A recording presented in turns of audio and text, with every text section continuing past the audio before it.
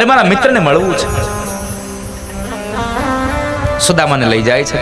ભગવાન કહે છે, સુદામા તું આવવાનો હતો, સમાચાર મોકલ્યા હોત તો હું ભોજન ન કરી લેત. હું હમણાં જ હજી ભોજન કર્યો, આપણે સાથે જમત ને. પણ ચાલ, કઈ વાંધો નહીં, તું પેલા સ્નાન કરી લે, પછી ભોજન કરી લે, અને પછી આપણે બેયને એને નિરાતે બેસીને વાતો કરીએ. ચાલ, પેલા તું ભોજન કરી લે. ભગવાન સ્નાન ગૃહમાં લઈ જાય છે. બાજટ ઉપર બેસાડ્યા છે ભગવાનને, સુદામાને, અને ત્યારબાદ એના ત્રાંબાના પાત્રમાં ચરણારવિંદને રખાવ્યા. મહાપુરુષો એમ કહે છે કે સુદામાના પગ ભગવાને પોતાના આંખમાંથી નીકળેલા અશ્રુથી પખાડ્યા, અને પછી જ્યારે ભગવાન પગ ધોવે છે ને તો એના પગની અંદર કાંટા અને કાંકરા જોયા છે. એ કાંટા અને કાંકરાને જોઈ ભગવાન કાંટા અને કાંકરા ખેંચે છે, અને એ સમયે એક કાંટો વધારે ઊંડો ખૂંચી ગયો. ભગવાન એના દાંત વડે જ્યાં કાંટો ખેંચવા જાય, સુદામો કહે છે, કનૈયા શું કરે છે તું? આ ઉભો રે સુદામા, તારા પગની અંદર કાંટો વધારે ઊંડો ખૂંચી ગયો છે. મહાપુરુષો કહે છે, કાંટો વાગ્યો તો સુદામાના પગની અંદર, પણ એની વેદના, એનું દુઃખ હતું હરિના હૃદયની અંદર. ભગવાનને વેદના હતી. ભગવાને સ્નાન કરાવ્યું, એની જૂની પોતરી કઢાવી નાખાવી, અને એને સરસ મજાનું પીળું પિતાંબર પહેરાવ્યું સુદામાને. લે સુદામા, પિતાંબર પહેરી લે. સુદામા રાજી થયા. હાશ, આજે કેટલા સમય પછી વસ્ત્ર બદલવાનો સમય આવ્યો. મનમાં એટલા પ્રસન્ન થયા સુદામા. ત્યારબાદ ભગવાન એને ભોજન કરાવ્યું છે. ભોજન કરવા બેઠા છે. એકમાત્ર વિચાર આવ્યો કે મારા દીકરાઓ 2 દિવસથી ભૂખ્યા ટળવળે છે, અને હું અહીંયા ભોજન કરું, કઈ વાંધો નહીં, પણ કોઈને કોઈ દિવસ દુઃખ કીધું નહીં. સાહેબ એને ફરિયાદ ન કરી કોઈ દિવસ. અને એ સમયે ભોજન કરીને 2 મિત્રો ઝૂલા ઉપર બેઠા છે, વાતો કરે છે. આ તમામ વૈભવને જોઈ અને સુદામા એટલી વાત કરી, કનૈયા એક વાત કહું? અરે બોલને સુદામા, શું કહેવું છે? સાચું કહું તો તને ગુરુની સેવા ફળી છે કનૈયા. તે જે ગુરુની સેવા કરીને એ ગુરુની સેવા ફળી. તારો વૈભવ તો જો, આમ કેટલો વૈભવ છે.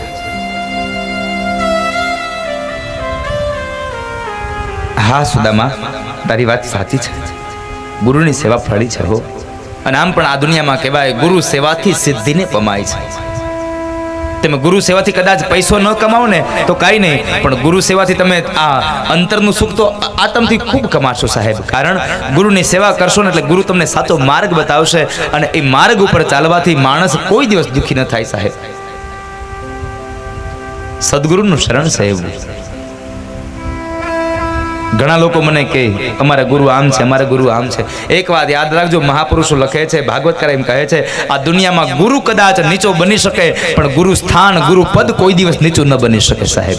ગુરુ કદાચ નીચો બની શકે, પણ ગુરુનું પદ, એનું સ્થાન, એ તો સ્થાન એનું એ જ રહે છે. અને માણસના સ્થાનનું મહત્વ છે આ દુનિયામાં. ઘણા લોકો નાના હોય, હાઈટમાં નાના હોય, ઉંમરમાં નાના હોય, પણ એનું માન અને સન્માન બહુ ઊંચું હોય. કારણ એનું સ્થાન કંઈક અલગ હોય છે.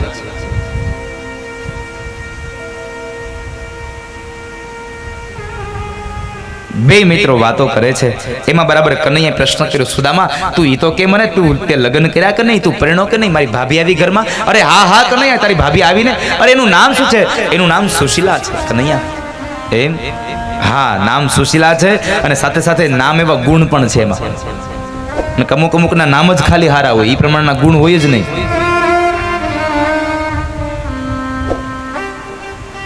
નામ રાખ્યું હોય મનસુખભાઈ, પણ ન હોય મનનું સુખ, ન હોય તનનું સુખ.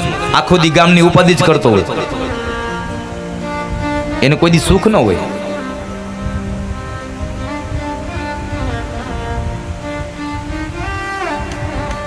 નામ પ્રમાણના ગુણ પણ છે કનૈયા. બાળકો, મારે 2 બાળકો છે. શું કરે છે બધા? અરે બધા બહુ મજા કરે છે કનૈયા, ખૂબ મજા કરે છે.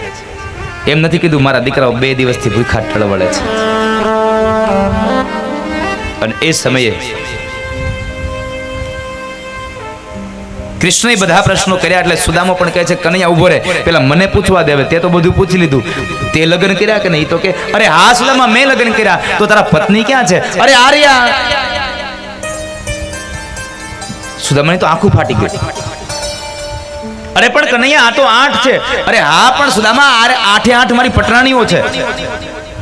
8 પટરાણીઓ? હા સુદામા, અમારી 8 પટરાણીઓ છે. સુદામો કહે છે કનૈયા આ તો ગુરુ સેવાથી તને બધું મળ્યું છે ને, એટલે આઠ પટરાણીઓને તું જીવાડી શકે છે, હું તો એકને નથી જીવાડી શકતો, એકને પૂરું નથી પાડી શકતો.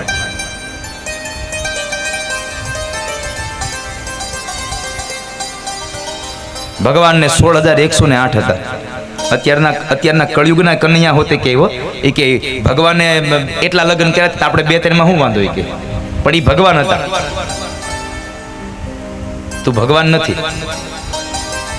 16,108 લગ્ન કરવા છતાં પણ કૃષ્ણ એમ કહેવાતો તો ગોપીઓને કીધું કે જાઓ ગોપીઓ, તમારે યમુનાના સામે કિનારે જવું હોય ને, યમુનામાં પૂર હોય ને તો એટલું જઈને કહેજો કે કૃષ્ણ બાળ બ્રહ્મચારી હોય તો અમને માર્ગ આપો. અને ખરેખર કૃષ્ણ બાળ બ્રહ્મચારી હોય એટલા શબ્દો જ્યાં ગોપીઓ બોલે અને યમુના જળ માર્ગ આપી દે. લ્યો વિચાર કરો, 16,108 લગ્ન થયા હતા, છતાં એ બ્રહ્મચારી કહેવાય, છતાં એ યોગેશ્વર કહેવાય.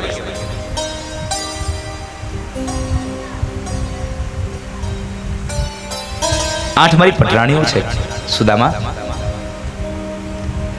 આટલો વૈભવ જોયા પછી હવે સુદામાને થયું કે હવે આ પૌવાની પોટલી આને દેવાય નહીં, આ પૌવા ન દેવાય. શું આ પૌવાની વિશ્વાસ સાહેબ? એટલે પૌવાની પોટલી વારંવાર સંઘર્યા કરે છે, વાતો કર્યા કરે. એમાં બરાબર કનૈયાની નજર પડી ગઈ. કનૈયો કહે છે સુદામા આ પોટલીમાં શું લાવ્યો છો? અરે કાઈ નહીં કનૈયા, આ તો અમારું હોય, અમારા ગરીબડાઓનું હોય. નહીં, મારી ભાભીએ મારા માટે કંઈક મોકલ્યું છે પણ તું આપતો નથી. અરે કનૈયા કાઈ નથી, આ તો અમારા ગરીબડાઓનું હોય, તારા માટે કંઈ નથી લાવ્યો, તારી ભાભીએ કાઈ નથી આપ્યું. કારણ કે સુદામાને થયું કદાચ પૌવા આપીશ તો મજાક થઈ જશે મારી, શું મારી અહીં કિંમત થશે? પણ કૃષ્ણ સમજી ગયા. કૃષ્ણ કહે છે નહીં સુદામા, કાંઈક તો છે જ, લાવ દે. સુદામા આપતા નથી. એ સમયે કનૈયા ભગવાન સુદામાના હાથમાંથી એ પૌવાની પોટલી જૂટવી લઈ અને પૌવાની પોટલી એક પછી એક ગાંઠ ખોલે અને જ્યાં એ વસ્ત્રને ખોલે એમાંથી પૌવા નીકળ્યા. આ સમયે 3 ઘટના બની. પહેલી વાત, અષ્ટપટરાણીઓ બોલ્યા લ્યો આ તો પૌવા છે. બીજી વાત, શરમને લઈ અને સુદામો નીચું જોઈ જાય. અને ત્રીજી ઘટના એવી બની કે પૌવાને જોઈ અને કૃષ્ણની આંખમાંથી દળ અશ્રુની ધારા વહી ગઈ. કૃષ્ણની આંખમાંથી અશ્રુની ધારા વહી ગઈ. શું કામે? આ સુદામાની ગરીબાઈ જોઈને? ના, પણ આ પૌવા જોઈ અને વળી પાછી માં યશોદા યાદ આવી કે શરદ પૂનમની રાત હોય ને તો દૂધની અંદર સાકર ભેળવે, એમાં પૌવા પલાળે અને નેવે મૂકી અને ચંદ્રમાના તેજથી તપાવે અને માં યશોદા એ પૌવા મને ખવડાવતી. પૌવાની મને એ યશોદાની યાદ આવી ગઈ. પણ ભાગવતકાર સાથે એક બહુ સરસ વાત કરી છે કે યશોદા જે પૌવા ખવડાવતા ને એ દૂધમાં પલાળેલા હતા. તો શું સુદામાના પૌવા કોરા હતા? નહીં, સુદામાના પૌવા પ્રેમના પલાળેલા હતા. સાહેબ કોરા નહોતા, પ્રેમથી પલાળેલા હતા, પ્રેમની અંદર પલાળેલા પૌવા હતા. એ સમય ભગવાને સુદામાના કપાળની અંદર નજર કરે તો શ્રીક્ષય લખ્યું છે, શ્રીક્ષય, જ્યાં લક્ષ્મી કોઈ દી હોય જ નહીં. પણ એ સમયે ભગવાને કીધું કનૈયા સુદામા આપ તને એકલા ખાવાની હજી એલા ટેવ નથી ગયા? તને યાદ છે આપણે ગુરુના આશ્રમમાં ભણતા હતા, સાંદીપની ઋષિના આશ્રમમાં, અને એ વખતે આપણે બે જંગલમાં ગયા અને ગુરુ પત્નીએ એક પાત્રની અંદર આપણા બેના ભાગના દાળિયા ભેગા બાંધીને આપ્યા હતા અને મારા ભાગના દાળિયા તું ખાઈ ગયો તો યાદ છે તને? સુદામો નીચે જોઈ શરમને લઈને કહે છે હા કનૈયા મને યાદ છે દિવસ, હું તારા ભાગના પૌવા એ દાળિયા હું ખાઈ ગયો હતો. એટલે પણ તને હજી એકલા ખાવાની ટેવ નથી પડી? આ એકલા ખાવાની ટેવ હજી ન ગઈ તને? શું જવાબ આપે સાહેબે? આપણે શું કહીએ છીએ? એક ઝાડની 2 અલગ ડાળીઓ ઉપર, એક ડાળી ઉપર સુદામા અને એક ડાળી ઉપર કૃષ્ણ છે. અને ગુરુપત્નીએ સાથે આપેલા દાળિયા સુદામા પાસે હતા. એટલે સુદામાને બહુ ભૂખ લાગી એટલે સુદામો દાળિયા ખાઈ ગયો તો કનૈયાના ભાગના દાળિયા. આપણે આવું કહીએ છીએ, સુદામાને બહુ ભૂખ લાગી એટલે કનૈયાના ભાગના દાળિયા ખાઈ ગયો. સાહેબ સુદામો આવો ભૂખ્યો બ્રાહ્મણ નહોતો સાહેબ. શું કામ ખાધા એને દાળિયા? મહાપુરુષો લખે છે કે જ્યારે ગુરુપત્ની સુદામાને જ્યારે દાળિયા ભરીને આપે છે ને ત્યારે દરિદ્રતાનો યોગ હતો.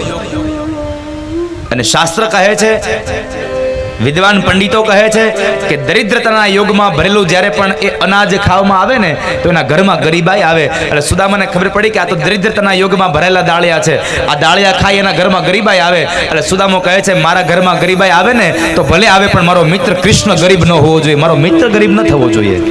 નહીં રે જાણે કદી નહીં રે માણે એની ગોઠડી તોડાય નહીં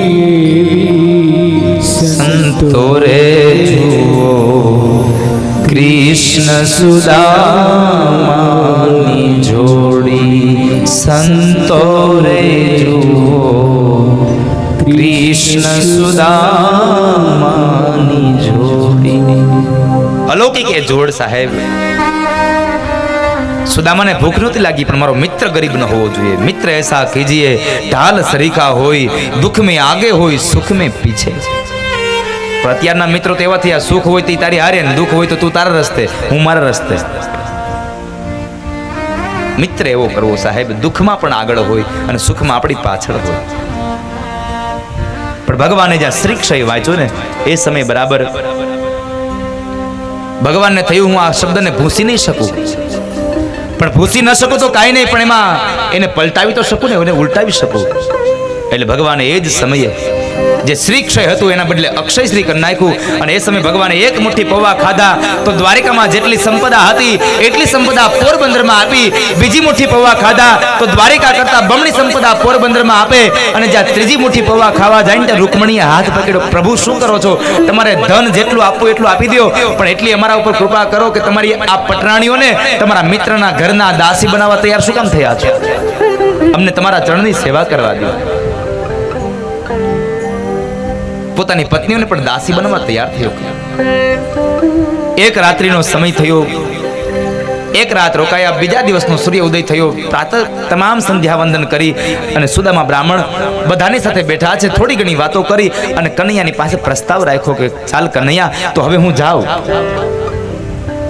છું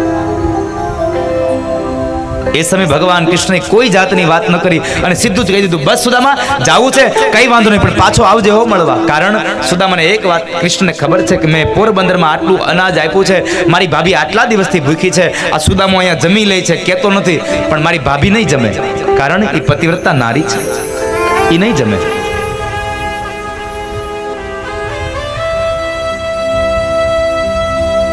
એટલે કૃષ્ણે કહી દીધું કે ભલે સુદામા કઈ વાંધો નહીં પણ પાછો આવજે હો હા કનૈયા આવીશ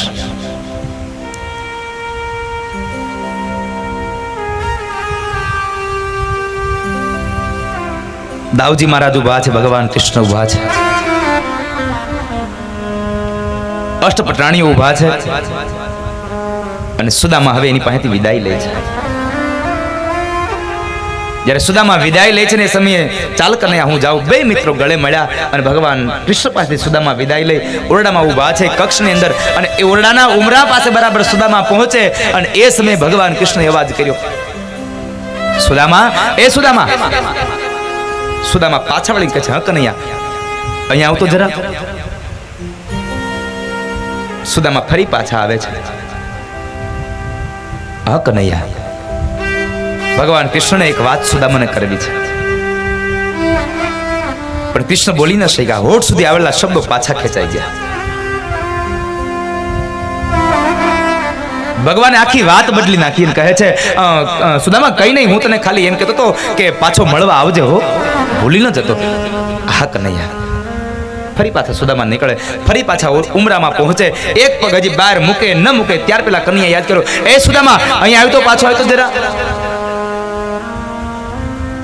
વળી પાછા સુદામા બ્રાહ્મણ આવે હા કનૈયા બોલને વળી કૃષ્ણની વાણી થંભી ગઈ પણ આખી વાતને બદલાવી અને વળી પાછા કૃષ્ણ બોલ્યા કઈ નહીં સુદામા એમ તો કહેતો હતો કે મારી ભાભીને તું મારા સમાચાર આપજે મારી યાદ આપજે બીજું કઈ નહીં સુદામો સમજી ગયો કે કૃષ્ણને કહેવું છે કંઈક બીજું આ કહી શકતો નથી દુખે છે પેટમાં અને કૂટે છે માથું અને કઈક દુખાવો બીજો છે એટલે સુદામા સામે ચાલીને કહે છે કનૈયા તારે જે કેવું છે કહી દે ને શું એમાં મૂંઝાય છે તારે મને જે કેવું છે કહી દે તું દિલ ખોલીને વાત કરી દે